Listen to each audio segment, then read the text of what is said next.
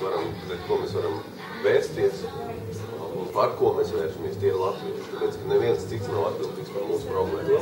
Ja trešais vīrs sit sievu, tad problēma laikam ir sievā, nevis vīrā. Vienalga, kas tas vīrs ir amerikāns, krievs vai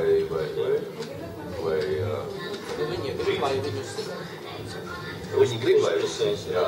Un tad viņi raud, ka viņus sit. Viņi grib, lai viņus sit, viņi raud. Es esmu dzirdējis līdzīgās variantos.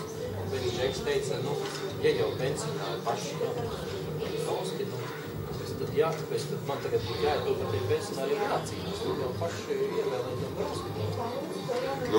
Un tā, bet tas viss ir skaidrs, bet visu ciešanu pamatā ir neziņa.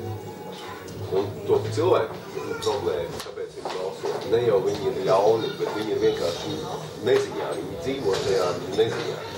Un tāpēc tā cilvēki, kas viņus apgaismo, ir lielākiem sistēmas ienaidnieki. Jo, ja mēs apgaismojam, šie cilvēki kļūst gudrāki, viņi vairs nebalso par sistēmu. Tur jau tā lieta, tāpēc, kā Klimovičs ir sistēmas ienaidnieks numur 1 vai 2. Jā, nezinu, kurš tas ir. Tāpēc Klimovičs nav jālaiž domā. Tu domā, tagad Satversmes tiesas sniegt? Es iešu visu procesu, un tagad tiesības sargi man ir tikšanās.